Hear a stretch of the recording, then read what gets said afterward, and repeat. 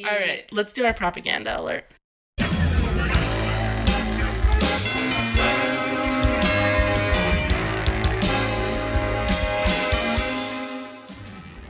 So Grace, propaganda hour is this thing where we like find a small thing that on its face doesn't appear to be propaganda, but it's like usually cheeky, you know? So it's a New Yorker cartoon, and it's an image of Trump sitting in the Oval Office at his desk, you know, tweeting away at his phone. And then behind him are these cartoon characters called Boris and Natasha, and they were characters that were invented during the Cold War and were in this cartoon Rocky and Bullwinkle, which is like the moose and the squirrel. And then there are these international Russian villains named Boris and Natasha. And then, okay, so there's this image. Trump is at his desk. Boris and Natasha are behind him looking, you know, like international villains do, all like nefarious and stuff. And they're really like cartoonized, as would be expected. Like Boris has this like little mustache and like big eyes and dark eyebrows and this like little like villain hat. And Natasha is like tall and is wearing a strapless dress and like just has like high arching eyebrows and looks like Maleficent or whatever. And then underneath the image it says them, tell them is fake news, work of moose and squirrel. Your Russian accent's getting better. And this image, I think this came out in like February or March or something in the New Yorker. So the Rocky and Bullwinkle show, which these two cartoon characters are from, it originally aired in 1959. Very important. Like height, you know, Cold War time. So like, and you said international, but they are specifically, those two characters specifically Soviet spy agent characters. Their names are like Russian-esque, Boris and Natasha. To me, this little cartoon with like the little caption and everything, it's just super simple. Yeah, formulaic.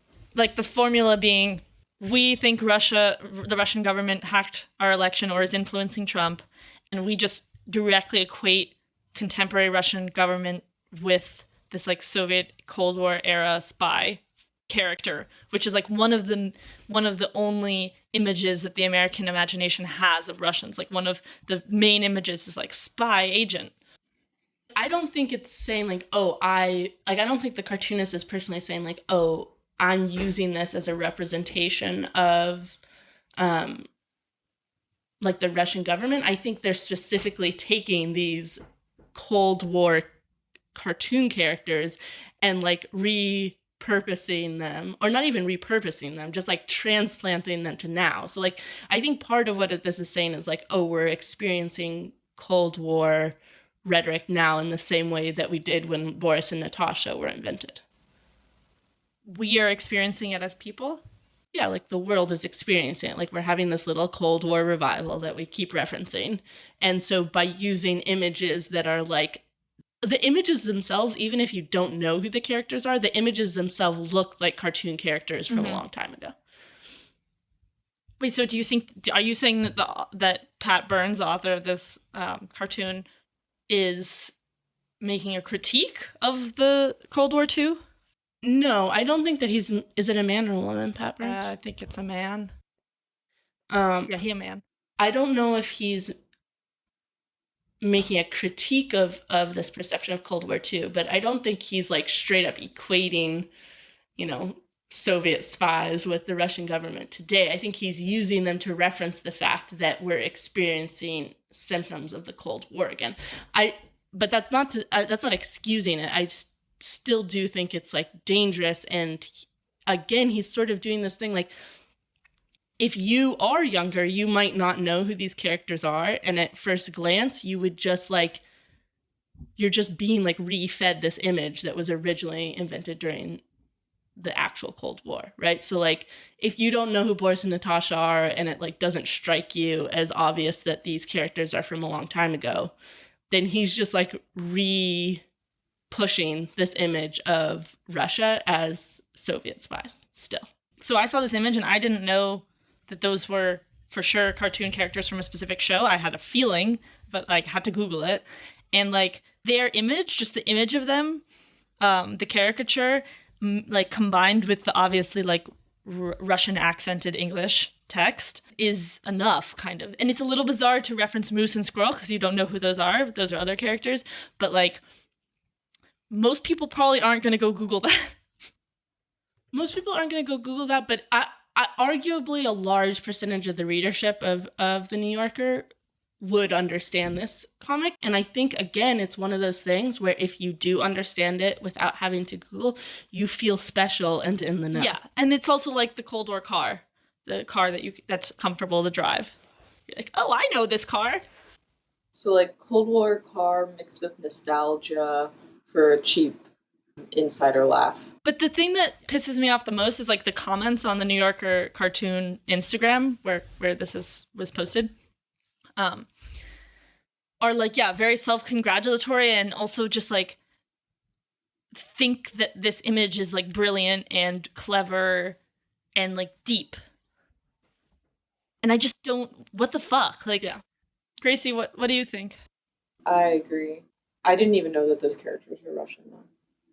I just thought it was like that didn't strike me. I didn't even really want to pay attention to the comic enough to think about it because I just thought it was like some sort of like even more simplistic than you guys are making out to be, like some hilarious thing about fake news and how Trump is a simple person. So wait, so when you first looked at it, it didn't occur to you that those two characters are necessarily Russian?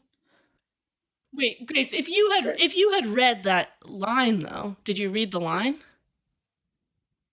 I did read the line, but I think that I didn't pick up on the Russian accentedness because, I don't know, maybe a combination of like me being like, okay, this is Moose and Squirrel. It's a specific comic. I don't really understand. I don't really like remember any. I thought it was Canadian, you know, and I, you know, that sort of thing that can happen psychologically when you read sentences and you just kind of make them more correct than they are grammatically so that you can get through it. So that you can emotionally handle the sentence. It's dangerous on the one hand just because it is a stance that is like ignorant and limited.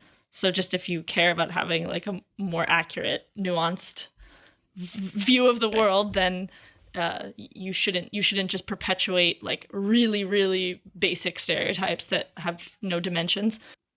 And almost at this point, that like the Boris and Natasha stereotype almost feels to me like what's it? Xenophobic or something. Yeah. So ignorant, xenophobic, yeah. And then the like more sort of violent oriented danger, I think, I don't know, I can't necessarily articulate it right now, but it's what Glenn Greenwald wrote about in his article criticizing an article in the New Yorker. The relationship between this type of ignorant, knee-jerk, hateful rhetoric, the relationship between that rhetoric and actual real violence in a cold or hot way. Well, it's like the slow dehumanization of another country, which allows you to be more violent towards them.